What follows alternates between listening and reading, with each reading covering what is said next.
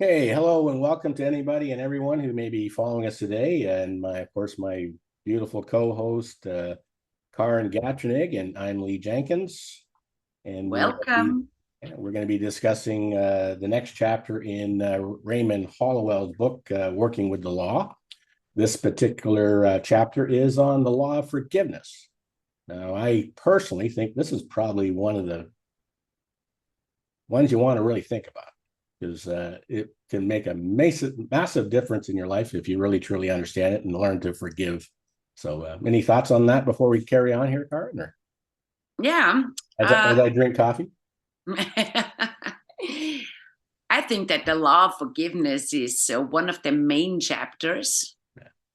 and it's the massive change. You have to try it. Everyone should forgive everyone and everything what happened in the past, Mhm.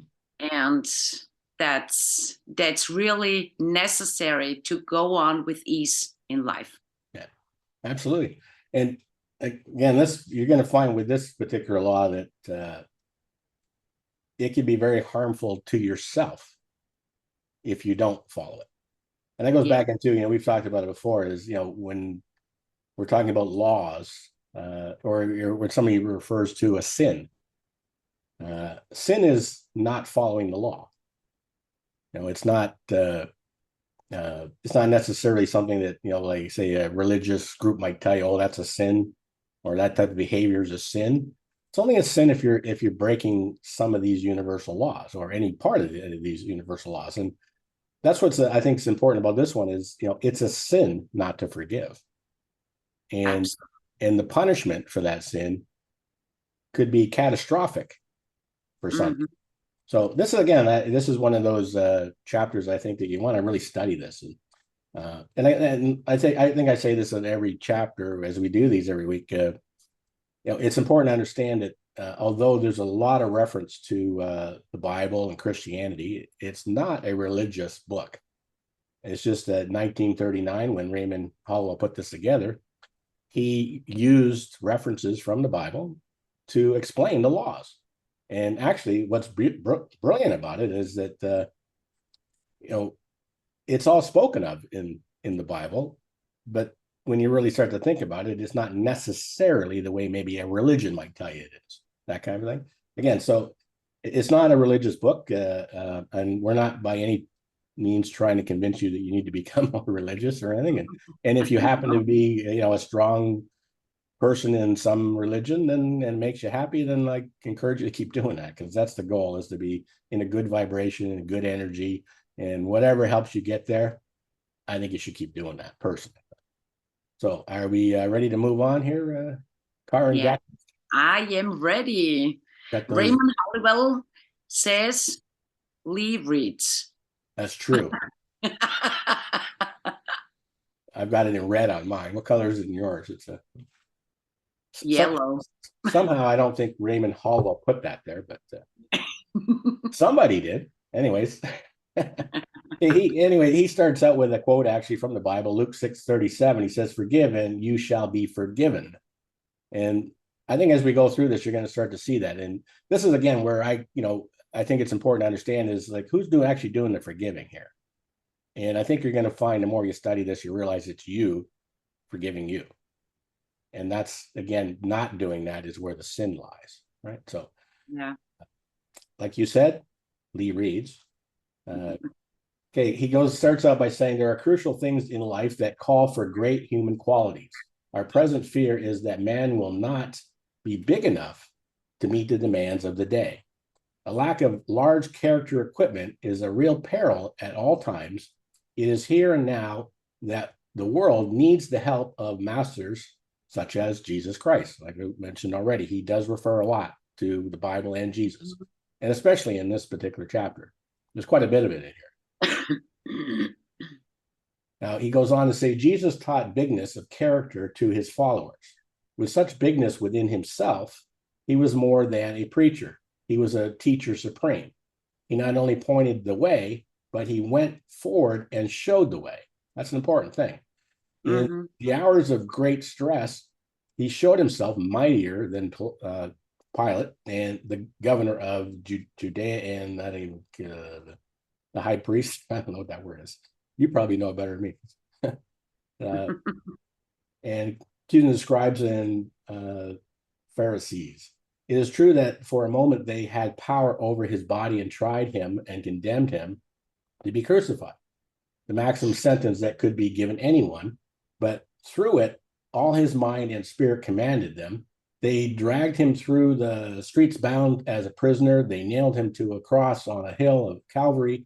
But I highlighted this part when I was reading it.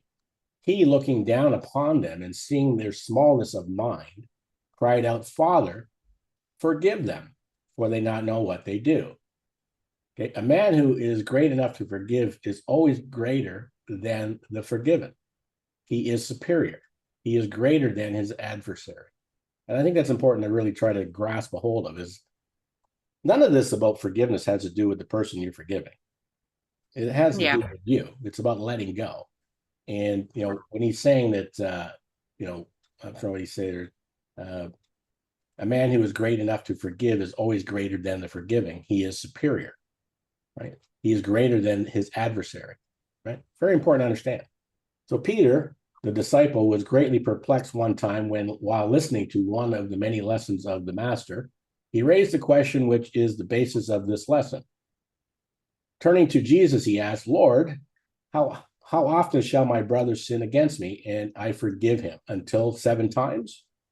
Now, this was a generous gesture on his part, for the Jewish law, which he had known, allowed a man to be forgiven 3 times. This was more than twice the grace that the law allowed. So Peter must have felt that the Lord would be pleased with his extension of forgiveness. But he found himself more perplexed when Jesus answered, I say not unto thee until 7 times, but until 70 times 7. Now, such a period would be indefinitely. So by that answer, there are no limits or restrictions to the Spirit graces. The quality of forgiveness must be as limitless as faith, hope, and love. If you think about it, like how many times do I need to forgive that person? Well, it would suggest that you haven't forgiven them all. If you have Yeah. to think it. That's one thing if they keep doing something to you, but that's something different. But if you're talking about one instance that you need to forgive, you should be able to work through it once.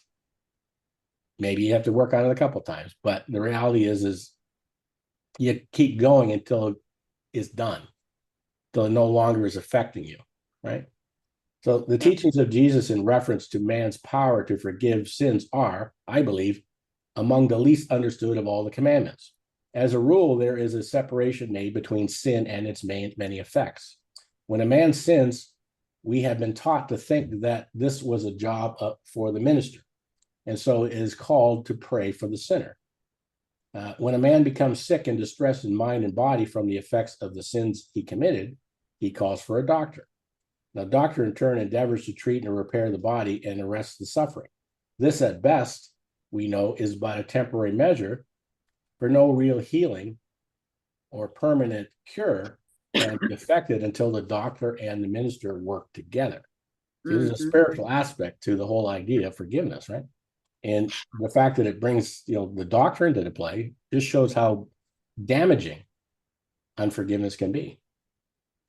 Yeah, I think we talk a lot about the physical pain here in the law of forgiveness, Yeah. because what happens when we forgive and learn to forgive, we set ourselves free. Mhm.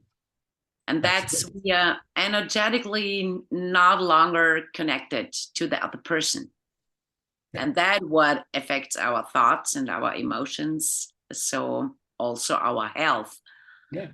Yeah. And Absolutely. I think that's important that the people understand what's behind the law of forgiveness. Right. This is how you said, it's not something we do to another person. This is something we do for ourselves. We set ourselves free. Yeah. That's a great point. And I hope people are, they're maybe watching us, that they pick up on that, because the forgiveness is for you, not anything to do with the person you're forgiving. Right? That's Yeah. very, very good points. Now, Absolutely. this says Karen reads. Yeah. Yeah, too, in on my page too. Jesus was the master physician in that he dealt with sin and sickness jointly. When they brought a man to him who had been sick with the palsy, Jesus spoke of forgiving the man's sin in order to heal him. The people who had gathered around and heard him speak questioned his actions. They said, "Who is this that speaks blasphemies? Blasphemy? Blasphemies. Blasphemies?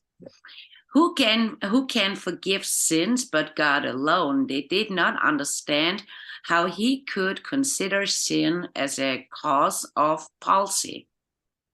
But there are some no further advanced today who still want to believe that such a disease is caused by a physical or an organic disorder rather than to accept the possibility of it being a mental or spiritual laxity. Yeah. And I love the word disease because we always talk about disease. And at this point, I always have to remember Bob Proctor, what he said about this word. Don't say disease, say dis Just ease. ease. Yeah. And that's So the exactly what it is, body, isn't it? yeah, that's exactly how it is, because the body is not in the ease anymore. That's right. And that's exactly what unforgiveness causes. Right? Absolutely. Yeah. So he goes on with Jesus plainly taught that if you forgive sin, the effect of such an act of forgiveness would become absorbed with natural and healthy ideas, much the same as the blackest of night is absorbed with the dawn of light. The blackness disappears and the light of day shines upon all alike. When healthy and natural ideas fill the mind, the body takes on a like condition. Thus, our progressive men and women who are turning to a broader field of study and are effecting healings through mental and spiritual processes are not giving us anything new. They are merely catching up with the facts of all the saints, sages, avatars, and masters, as well as the brightest scientists of our day. Jesus taught that the originating place of every act was in the mind. He said in brief that where there is lust in the heart, there is a sin, though the act may never be committed. At another place, he speaks of the origin of sin being in the mind first before the act is committed. For from within, he said, out of the heart of man proceed evil thoughts, adulteries, murders, thefts, deceit, blasphemy, pride, foolishness. All these evil things come from within, and they defile the man. Very good points, right? Yeah, absolutely. Everything comes from inside, and when we think about it, that Raymond Holliwell wrote this at 1937, 1939, and he picks up on the Bible, then in the Bible is already everything written, what we are talking about today, that everything starts in the mind and everything comes from within, from the heart. Yeah. An interesting thing too is, I learned this a while back, and I think probably from Bob Proctor, like you were just mentioning Bob, with that, the term the heart, when they're talking about the heart, well, that comes from, back in the day, the Greeks referred to your subconscious mind as the heart of hearts. Yeah. So when they say the heart, they're talking about your subconscious thinking, your subconscious mind. Mm-hmm. I always thought that was fascinating because, a lot of people think of your pumping heart, and that's not what I'm talking about.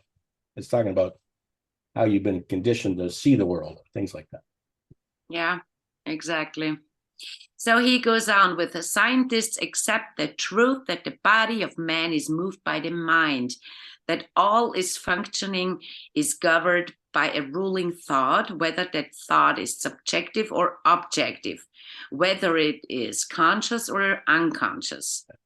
Those who study the mental processes find that all the conditions of the body are created or caused by the mind. It Absolutely. is known that creation in any and every form is governed by and subject to the law. Hence, when one misuses, inverts, or violates a law, this mistake is called a sin. A sin is a mistake, a misunderstanding, and a misjudgment. A mistake is falling short of or disobeying the law, whether that law be mechanical or spiritual. Correction is the only method of adjustment or of appeasing the law. Thus, repentance and forgiveness are the only means available to alter and correct the mistake. Thus, repentance and forgiveness are the only means available to alter and correct the mistake. So you have to be conscious about what you are thinking. And that's the way you can bring yourself back on track. And this is interesting too, is, a lot of people, when they think sin, they're looking for, a release from God from that sin, but it's not. It's you. You're the one that's correcting it, and you're correcting it by the way you're thinking. Right? I think this is brilliant. Like this particular part that you're reading right here, I think that this is something that people should read over and over and over again until you get it. Yeah, until you get it. Exactly. Yeah. It's I think it's brilliant. And there's so many people, there's obviously more here, but it's making me think that, think of how many people we have that are like in the hospital or, suffering from some kind of a disease or some type of an ailment. When you start to understand this, you can, it's not their fault they're there, but the more of an understanding, the more likely they're going to get healthier. Or, and if they, maybe we can get people to understand this before they get sick, which would be really nice, right? Yeah, it's everything. It's about the pain in the vertebrae. It's blood pressure, heart issues. Everything starts with the mind. Yeah, so everyone can heal himself. That's that's important to know. And everything starts in the mind and in the heart, more in the heart. So he goes on with, thus, they are the only means of liberating man from suffering the painful consequences of a mistake. They are the only means that will enable him to become in accord or in harmony with the law. Forgiveness of sin means that we must forgive, forsake, and forget that thought or person or condition which prompted the sin. It means to abandon or let go of the thing you ought not do. To abandon or release the wrong thoughts or idea is to be absolved and liberated from its sinful effects. Forgiveness is the first requirement which permits man to be in harmony with the law of his being. Beautiful. He brought everything on point in this paragraph. That's right. Yeah. It's fantastic. As I'm saying, I just said actually was, I would encourage people to read that over and over and over again. Make sure, even like the last part, forgiveness is the first requirement that permits man to be in harmony with the law of his being. Of his being. And you notice he's not talking about you're trying to make some entity happy. No, you're using the laws which are connecting you to whatever is out there. And it's amazing when we really think of all these the laws that we're talking about here, how much control we have over our entire lives, and how little we actually understand that. Yeah, we were given these gifts to be able to control anything and everything in our world. We can create our own realities if we understand these things. And one of the big ones is forgiveness. If you're not forgiving even yourself, you can't see the possibilities. You're too busy focusing on what's wrong and not going to see what's possible. So again, I think this is one of the best chapters in this book. Now this says Lee reads, so I'm going to suggest that's me. Yeah, I think so too. So He goes on to say, here's who can tell what that law is, we may ask. Anyone who studies man as both a mental and a physical being can know the law. If he were to try to learn the law by studying the physical actions or the results of the sin alone, it would lead to nowhere. He would be running around in circles, and that would be useless and futile. If he will go deeper and study the causes and that which prompted the sin, he will get results. He must analyze the case and search for some harbored, hidden, and forgotten shock or condition that would have caused the illness. Now, this can go into a lot of things that we've talked about in regards to paradigms, that condition. Now, it goes on to say here that unless this harbored thought is uprooted from the unconscious mind or memory, this condition will continue to appear again and again in spite of all the surface remedies that may be applied to arrest the pain. And you think about it, you go see a doctor, they give you a pill. Well, Yeah. the condition isn't going away unless you start to understand what we're talking about here, right? So he goes on to say, like weeds in your garden, if you go about and cut them off each time they appear before your eyes, they may be cut off for a time, but because they are not pulled out by the root and all, they will sprout again. Weeds must be pulled out completely to be destroyed and permanently removed. And again, that's an important thing to understand is nothing's going to change until you forgive.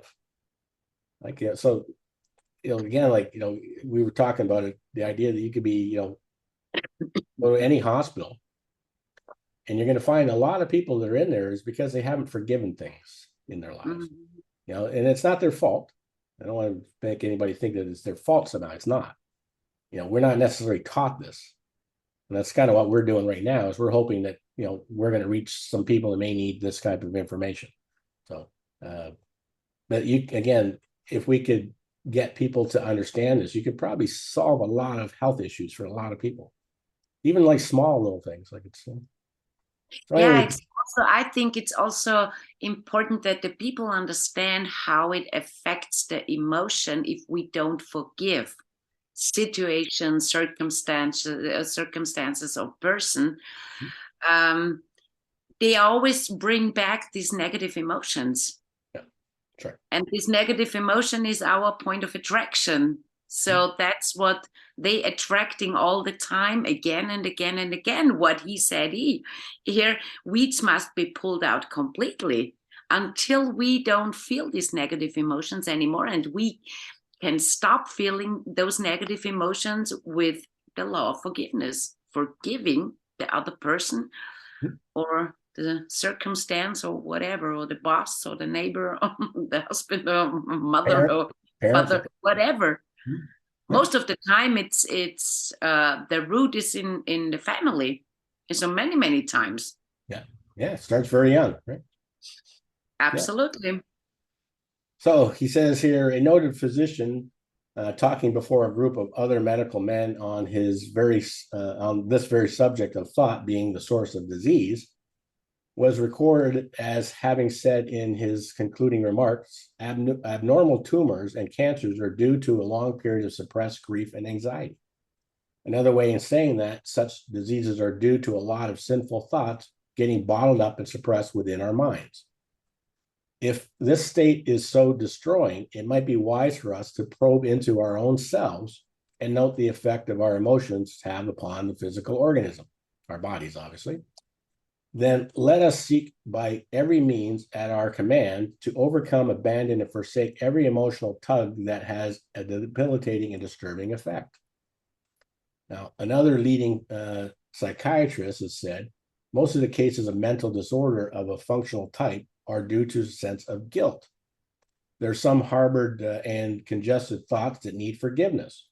Usually a sick mind fears to release them or to forgive them. This is natural, or if they were able to release and forgive the fearful thoughts, they would no longer be sick-minded. It goes on here, Professor Gates of the Psychological Laboratory of Washington, D.C., in an experiment testing the emotions and reactions of the body, found some interesting results. He found some 40 bad emotions and many more that were good. Of all the bad emotions, he said the reaction of guilt was the worst. This deduction was gained by a chemical analysis of the perspiration taken from the body.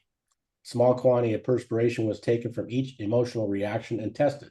The bad emotion showed a strong acid test. Now, if you put some acid on your flesh, you know what will happen. The acid will burn, and if allowed to continue, it will burn. It will prove painful and destroy the very tissue of your flesh. It's just such a chemical reaction is affecting the tissue and organism of the body when these destroying thoughts are allowed to harbor within and generate a poison which weakens and eventually destroys the body. It's really kind of amazing if you think about it, how powerful unforgiveness is. Absolutely. And then you also got to see the other side of it. It's not necessarily an easy thing to do either. Mm-hmm. Especially if you're in an environment where whoever you're trying to forgive, if it's not yourself, obviously you need to forgive yourself, but if you're in the same environment and that person keeps behaving the same way, well, you're not really moving on.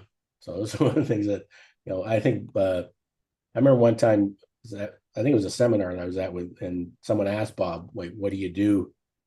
If, you're going to visit family, for example, and there's a very difficult person there. So his first thought was, you need to forgive that person. And then the follow-up question was, what happens if they keep doing the same thing over and over again? He said, well, that's pretty easy. You don't go as often, you don't stay as long, or don't go at all.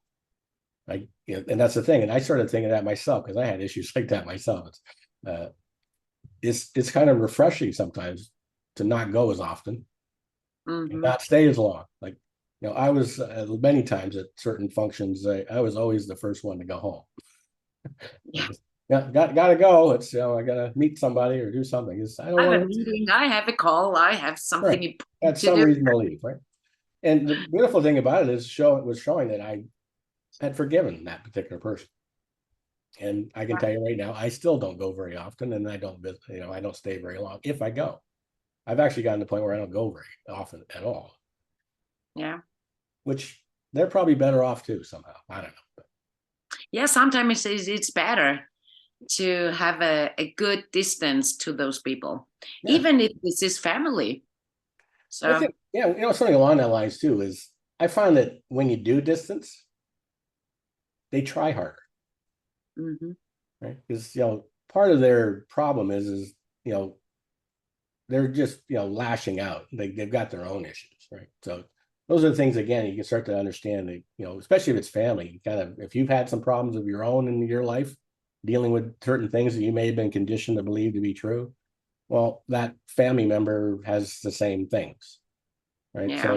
So it makes it a little easier to forgive them when you understand that. It doesn't mean you have to put up with the behavior though. And one of the things I learned was by distancing myself,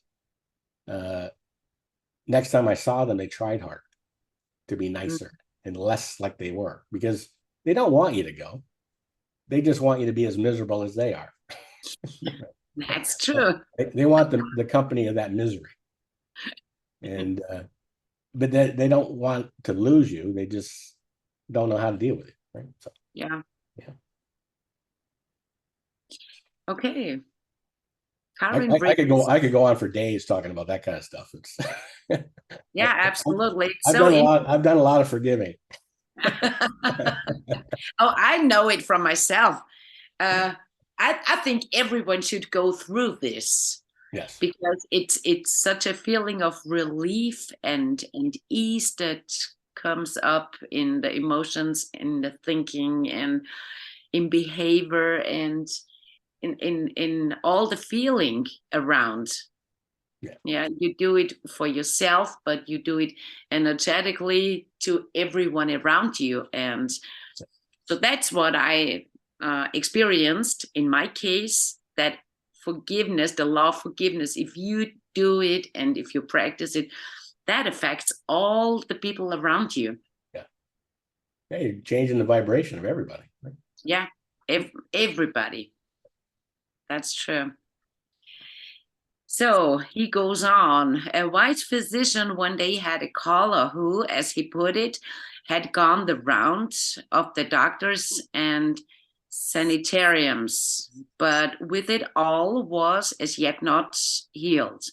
In fact, he was growing worse, and in addition to the original malady, he had an increasing condition of melancholia and with a suicidal tendency. The physician, knowing that he had gone the rounds and had medical care, decided to approach the case from a mental angle. He questioned and studied each answer with care. After a time, he gained the confidence of his patient and learned the real secret cause of his long illness. Many years before, this man and his brother were business partners, and the man had appropriated and lost some money that rightfully belonged to his brother. It was used in such a way that his brother could not have found this out even if he had investigated. They later severed business connections and he retired from that work, but as he put it, he could never forgive himself for taking the money. He wanted to return it, but could not do so without the brother learning the truth. He said it was not the fear of legal punishment that tormented him so much, but the possible loss of his brother's affection. They had always been inseparable and devoted. It was for this reason that he feared to confess his guilt and make amends in whatever way he could. The physician explained that the thing to do was to relieve this hidden pressure. The only way to do it was to call on his brother and make a clean breast of the whole affair. The patient, not equal to the suggestion, went home to think it over. 3 days later, he called the physician, stating that he had spent 3 dreadful days and sleepless nights battling with himself and had decided to visit his brother. He was in such a mental state that he knew his brother's treatment once he learned he was a thief could be no worse than the misery he was suffering. He told his brother the story, and to his surprise, the brother threw his arms about him and rejoiced with him that it was cleared from his mind. It was a joyful time for them, for that cloud, that only cloud in their lives, had disappeared. The skies were clear again, and the restoration of the health of the patient was miraculous to those who did not understand what had been cleared away. So much to the topic of health issues and clearing out and forgive, right, and take the responsibility. Mm-hmm. Yeah, it's going to make a major difference in a person, how they feel and how they see the world, by just letting it all go, right? Obviously the love of the brother, he forgave him for what he was just learning too, right? Yeah. Through repentance and forgiveness, the man was able to do as Jesus has commanded the woman he was called upon to judge. God, thy way and sin no more. The rooted sorrow had been plucked from his memory. His mind was free to think on healthy, happy, and joyful thoughts. This allowed his body to be quickly healed. To some, it may have seemed like a miracle, but not at all. It was a natural law operating in a natural, unrestricted way. Good point. Facing such, pardon me? Just saying, very good point. Yeah, absolutely. Facing such indisputable facts, we can understand more fully why Jesus so often spoke of forgiving sin. He knew the law of forgiveness, and he knew how vitally important a part it played in every man's life. The more we study it, the more amazed we become at its simplicity and accuracy of fulfillment. We are to forsake, for as Solomon tells us, a sin forsaken is a sin forgiven. To forgive, to release some part of our disposition that is not an asset nor a pleasure to others around us. In turn, we are repairing the breach where we have missed the mark, made a mistake, or sinned. Weeds do not remove themselves in time. Instead, they will increase and grow stronger until they choke out the flower. The same thing is true of our sinful thoughts.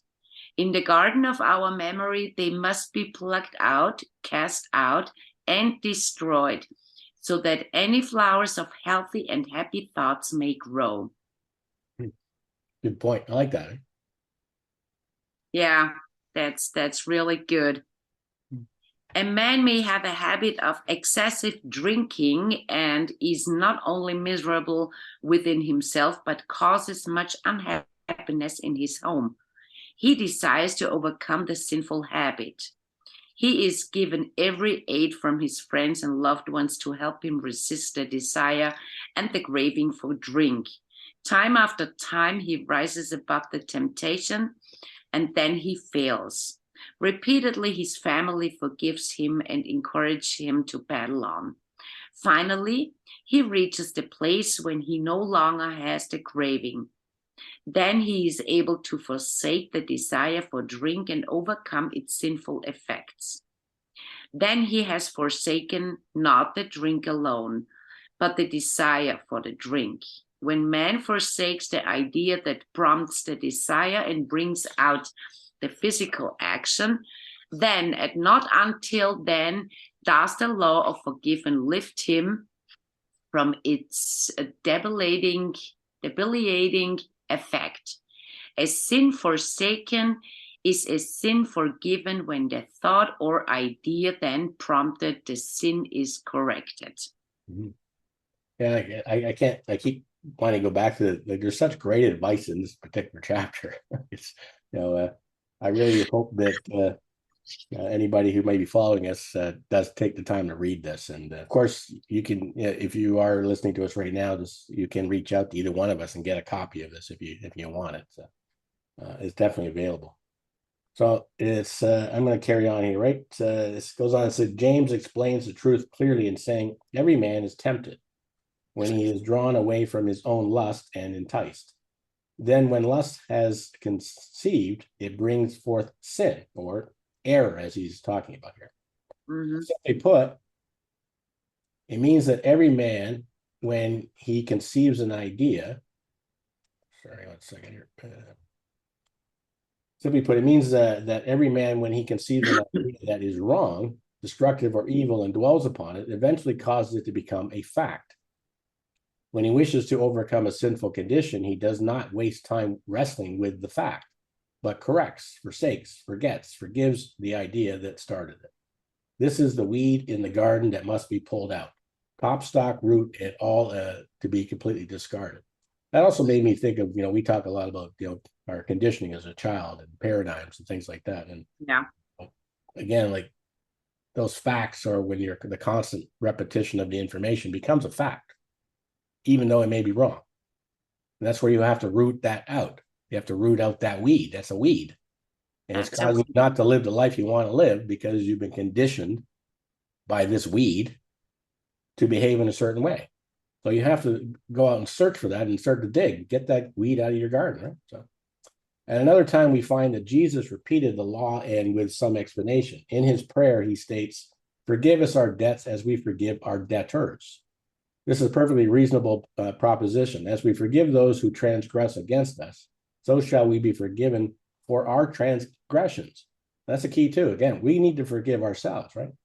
This law has followed us down through time, and today we speak of it as though it were something new. We call it modern psychology, which that's exactly kind of, we're claiming that something's new here. It's not new. We're talking about stuff that was written thousands of years ago. Right? mm-hmm. The law reads that certain ideas must be dissolved and cleared from the mind in order for that our other ideas or new ideas of a different character may replace them. Right? That's again, that's actually the law of the vacuum law of prosperity. Is that same thinking? You have to make room for the new, right? Yeah. It may be explained as a bottle that is already full, which must be emptied before it can be refilled or added to. Now, Jesus spoke of when he said, "Neither do men put new wine in old bottles, else the bottles break." Right? And that's a very good point. Like, you can't be hanging on to something that's wrong and expect to fill that void. There is no void because you're still holding on to it. To be able to put something new there, there's no room for it, right? So you have to let it go, right? So he goes on here with, for example, if you hold in your mind that someone has wronged you or has treated you unjustly, you cannot be free from your wrongdoings or injustice so long as you hold that thought in your consciousness. Often people complain that they do not understand clearly or get the illumination of spirit as others have testified. You need only to search your memory to find the cause. If you do not get the understanding you expect, first search your mind for lurking, unforgiving thoughts that may have been tucked away from your notice. Now, that was talking about paradigms and things like that. Some of the people you may want to forgive might also have been the people who conditioned you to think in the first place. Well, a lot of times you're holding on to their unforgiveness, because they're telling you about why you shouldn't forgive somebody. And then you go through life, you don't even know why, but you're not forgiving a certain way of behavior or something like that because you've been conditioned to believe it's okay. And it's not, right? So is your thought realm filled with resentment that you may hold against some person or condition? Have you a feeling that you have been slighted by this person or that one? The law reads, if ye forgive not their trespasses, neither will your Father forgive your trespasses. He makes the conditions for ourselves as we meet the demands of the law. Even that there, where he says, if ye forgive not their trespasses, neither will your Father forgive your trespasses. And again, it's really you forgiving yourself, and then which is in line with the law, right? So I really do like this chapter. Yeah, and I think that's a big topic, especially when we talk about family members and the parents. And in most cases, we get all the paradigms from our parents. Mm-hmm. And our parents, they wanted to give us the best they had at this moment, in this time, to prepare ourselves for the life. And then when we learn about the law of forgiveness and forgive our parents, so I know it from myself and know it from many clients that they say, okay, I have to be really aware and conscious not to be mad at this person, no matter who this person is. But it's especially when we're talking about the paradigms that often the feeling or the emotion to be mad at this person comes up. Yeah. And that's more important to practice the forgiveness, to set yourself free from all this stuff you don't need. Yeah. Yeah, and the sad part too is we're constantly being inundated with other reasons to not forgive somebody. Like, you turn the news on, and somebody might have a different political view, and somehow that person is a terrible person, and you should hate them, and because they don't agree with you. Mm-hmm.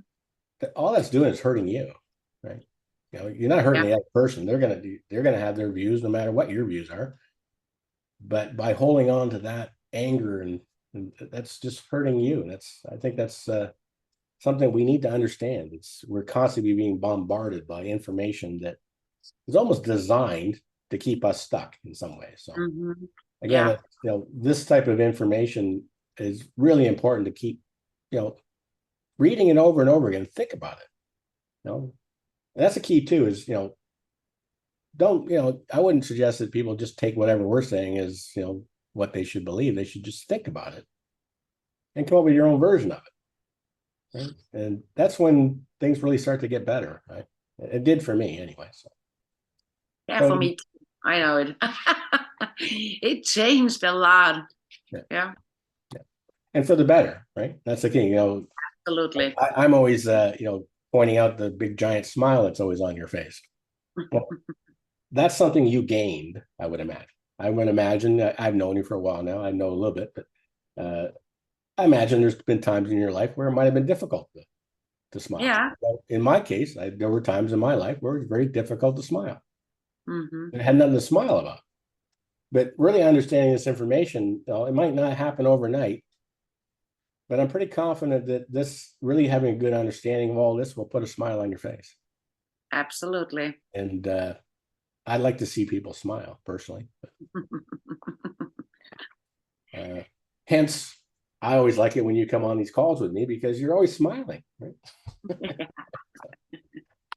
Okay, so he says here, some people ask if we believe in canceling monetary obligations of those who owe us, or literally, should we cancel the debts of our debtors?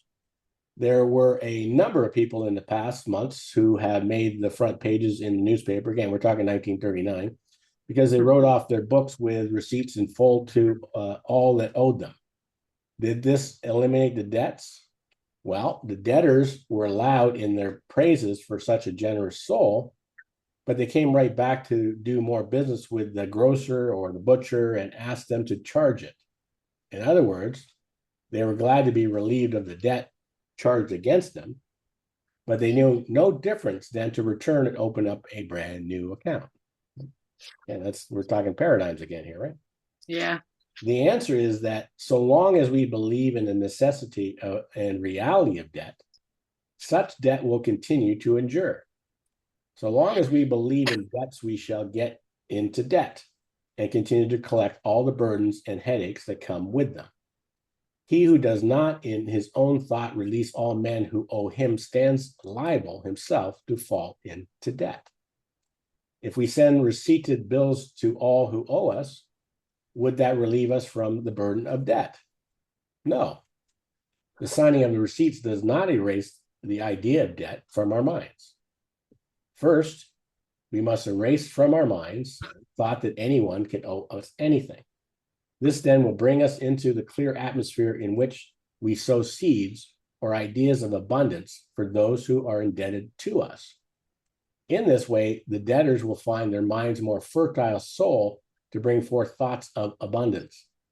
When they catch the spirit of the free-flowing thought of plenty, they will be happy to pay their debts, and all that is ours will come to us cheerfully.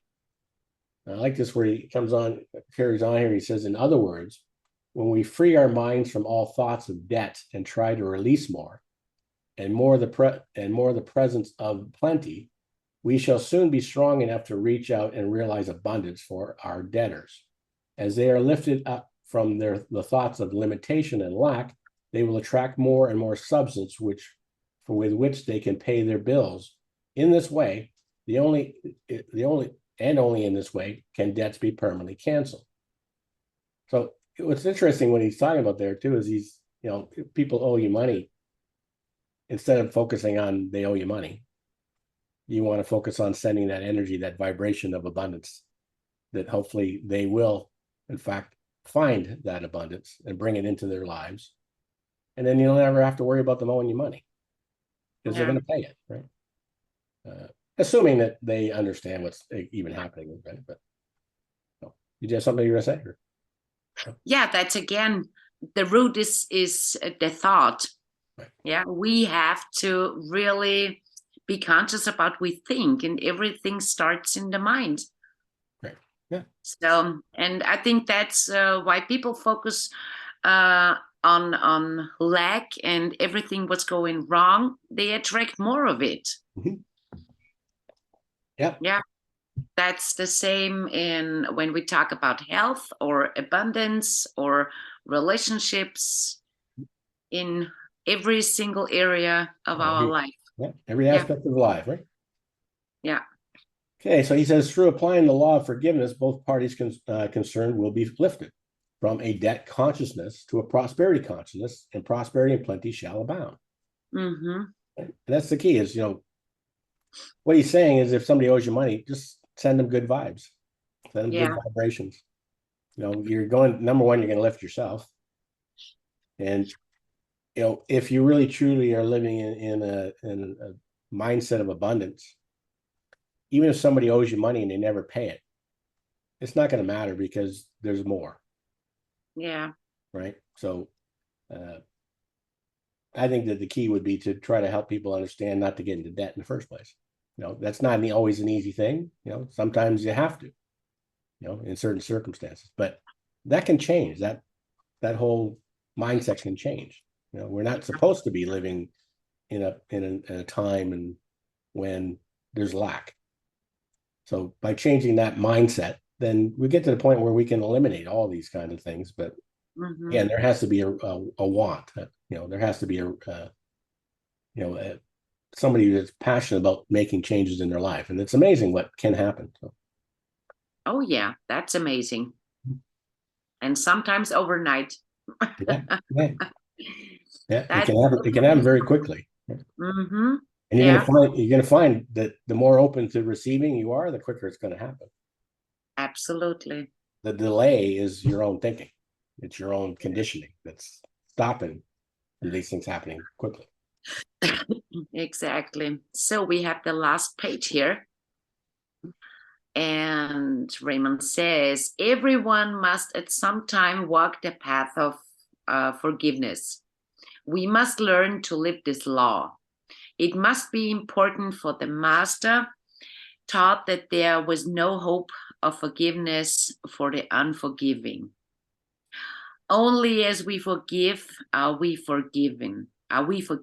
We must put forth the first effort. Our willingness must open the way for our forgiveness. We dare not ask more of the law than we are able to extend to ourselves or to our brothers.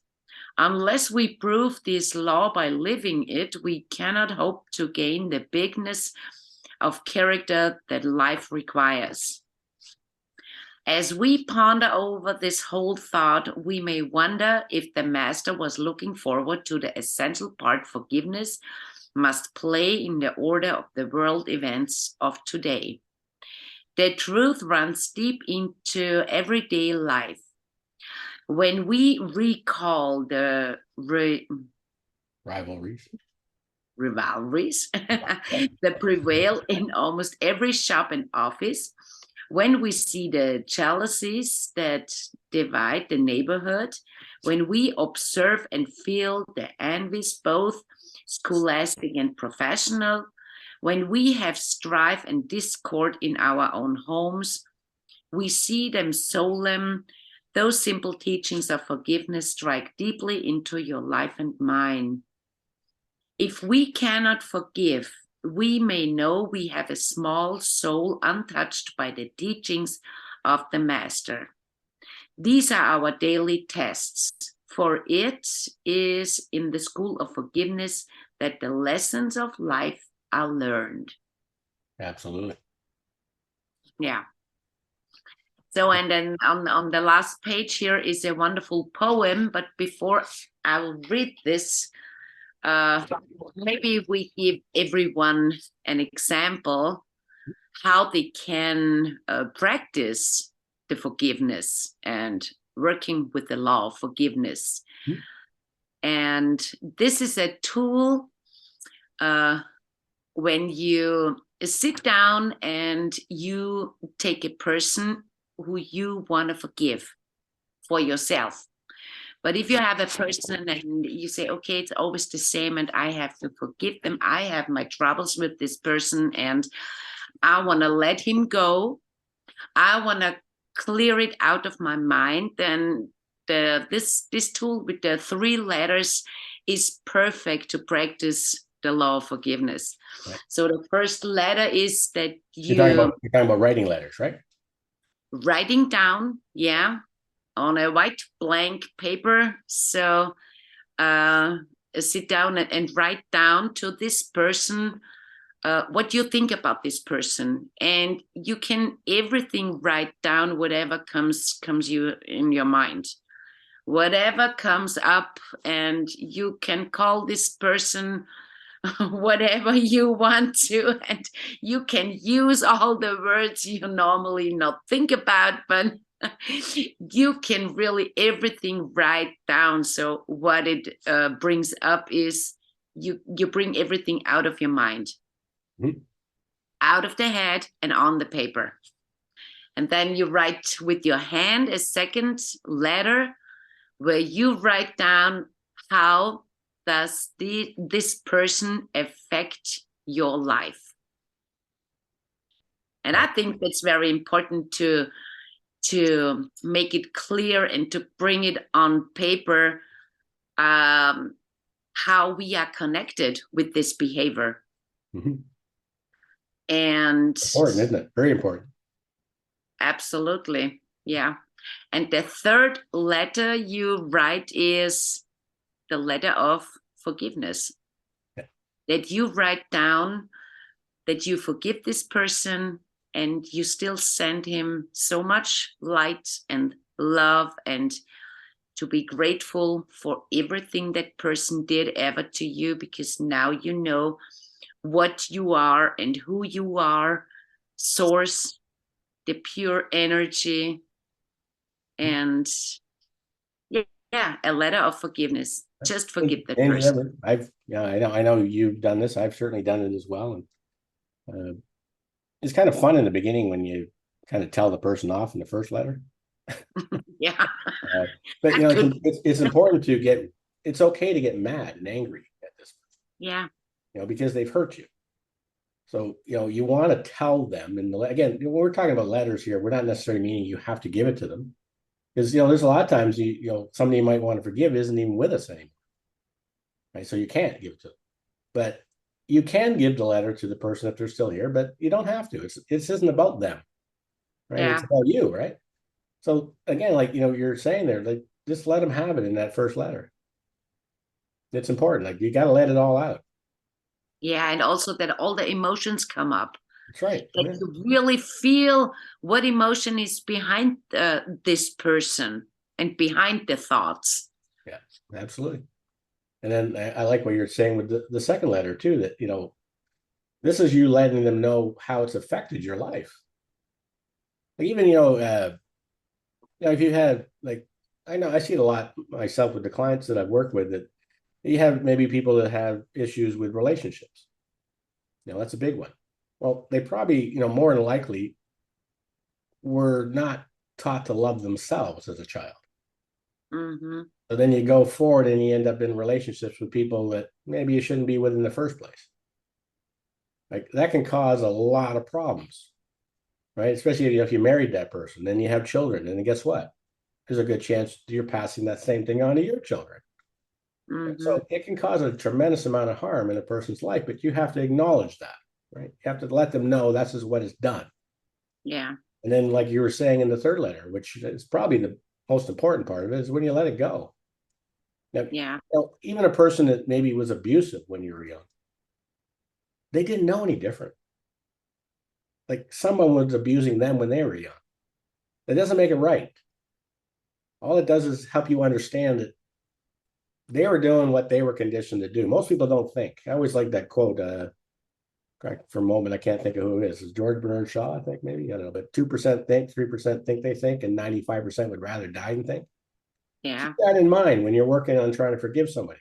They're not thinking. They were never thinking. yeah, They're simply going through life based on how they were conditioned to see their reality. yeah. And And that's only the condition. that's They right. never saw any different behavior. That's right. They didn't learn any different things. That's right. But maybe from this time on, they open the mind and are open to receive other informations. Maybe. Yeah.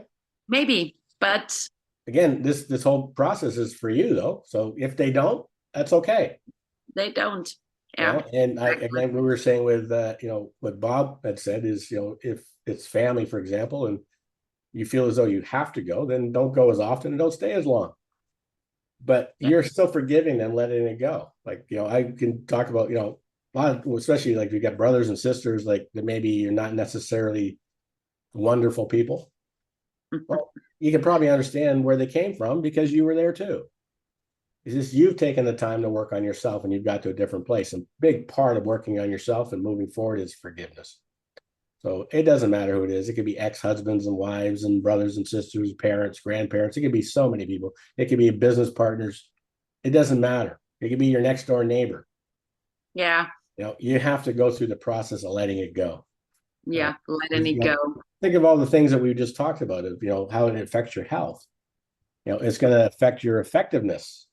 You're not going to be as good of an employee or a business owner or whatever it is that you're doing. You're not going to be as good at it as you could be, as long as you're holding on to all this garbage inside of you. Mm-hmm. Right? You got to, like he's talking about here, you got to pull the roots of those weeds out.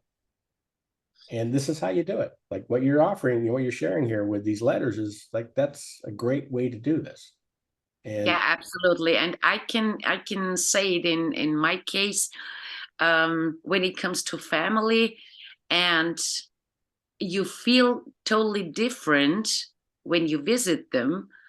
Then you go there with the joy, and I could love them again. Mhm. And that's beautiful. Mhm. And that's something I changed inside of me. And that's something everyone can change. The feeling when you go to this person, when you meet this person, you feel different. And that's the point. Well, the thing that what you're saying there, I noticed even myself, and uh, I may still not like them, but I can love them. And Yeah. I can love them because I understand them. I don't like them because of the way they behave. Mm-hmm.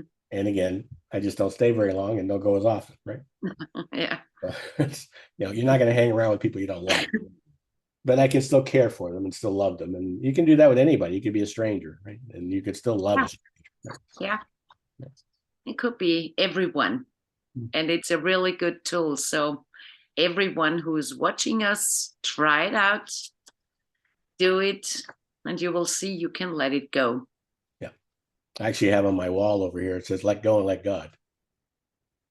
That's beautiful. It's right there. I have another picture I got from my friend, and on this picture is a text: give it to God and go to bed. Right. That's forgiveness, isn't it? You're just letting it go. Just let it Forgiveness. go. Yeah, Yeah, and we're that's talking about God. We're talking, you can call it whatever you want. It could be source, it could be, universe. I don't care what you call it. whatever. It's just letting it go. Letting it. Giving it up to whatever. And Yeah, it works. It's I think both of us can probably talk all day on this one subject. And yeah, it's I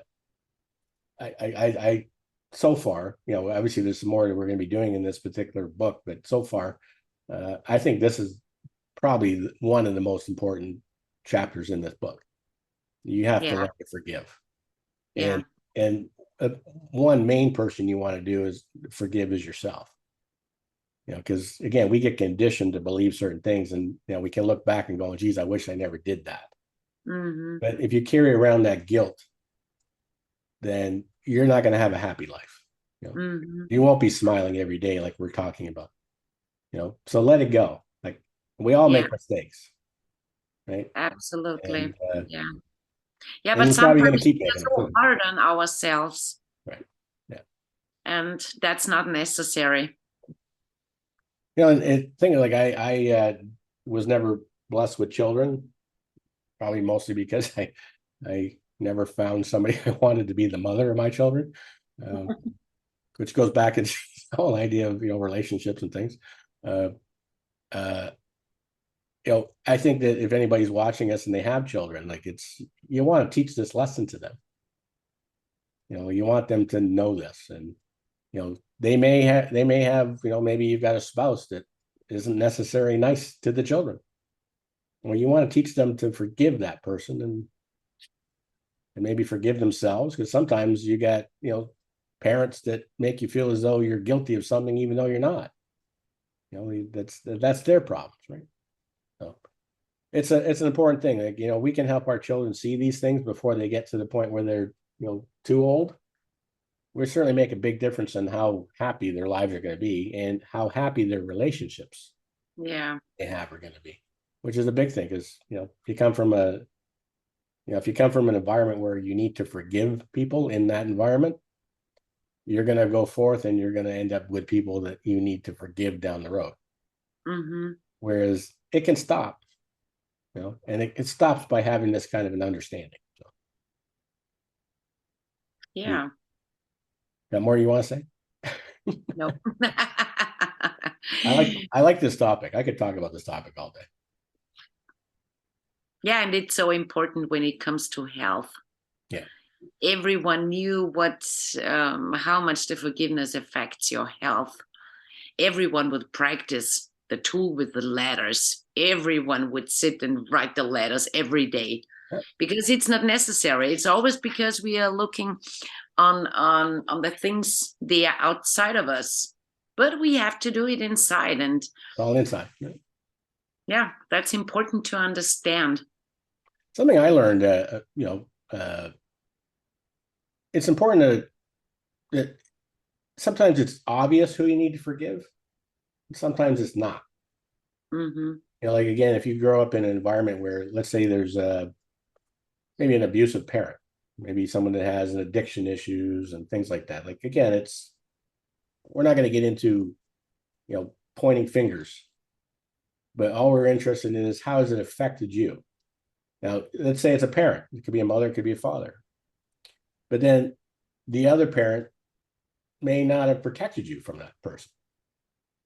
Now, they may not have done anything to harm you that you can point to. Mm-hmm. But that fact that they didn't protect you is going to haunt you your whole life, and you may not even realize it. And it's sometimes the person you don't realize is the one you need to forgive. Mm-hmm. And that's something to take a good look at, because I think there's a lot of that. And that's important to acknowledge all the stuff that's so deep down inside of us. And that's why it's always important to work with another person, with a mentor, for example, because alone it's really hard to find all these weeds, the unhealthy weeds. Yeah, because we can't be problem and solution oriented at the same time. So that's why it's important to have someone to look at this. So if you sit down and write the letters, you can do the first step, and everyone will be amazed what's coming up. But all the weeds deep down inside of us, it's important to pull them out. Yeah. And I've had people say, "Oh, not a problem. I already forgave that person." No, you didn't. Mm-hmm. Like, just saying, "Oh, I don't even think about it." That's not forgiving. Yeah. That's burying the problem. Yeah. If you look at some of the things that Raymond Hollowell's talked about, health, it literally can kill you. Like, absolutely, it can, right? So if anything has gone on in the past, use these exercises. Then again, like you were saying, find a mentor. It's maybe one of us or anybody. It doesn't matter, but it's a good idea to have somebody that you can work with, that can help you see maybe what you're not seeing, that kind of thing. Mm-hmm. We got something more here we're going to read on this part, or we have this poem for the end. So forgive.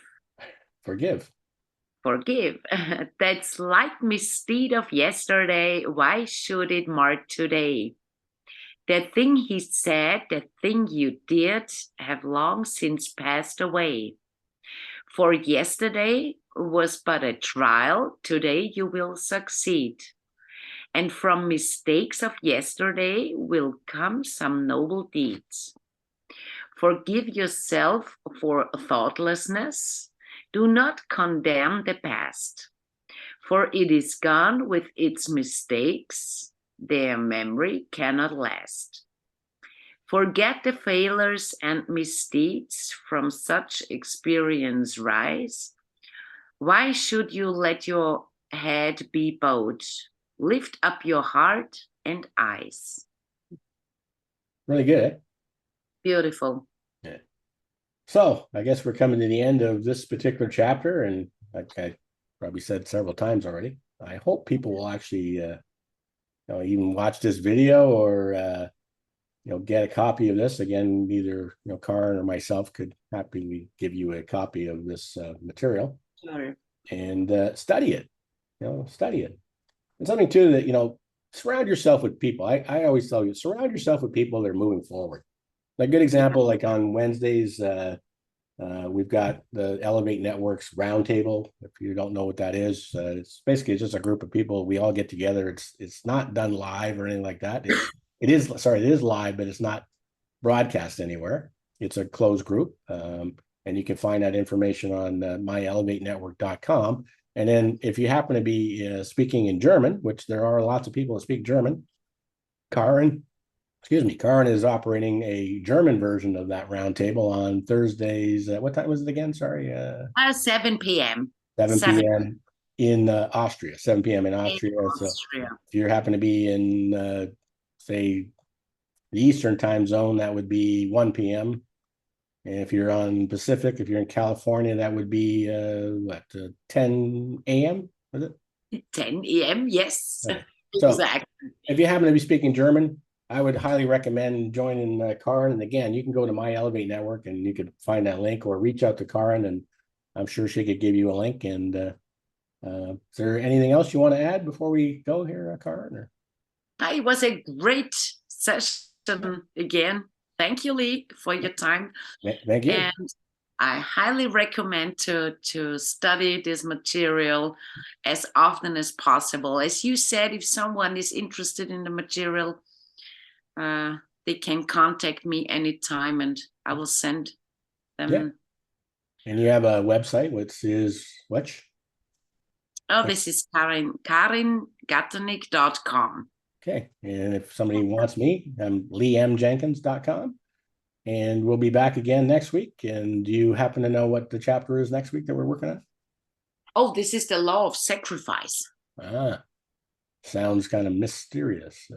Oh, yeah, it's gonna be. Okay, well, thanks everyone for joining us, and we'll see you again next week. See you next week. Bye.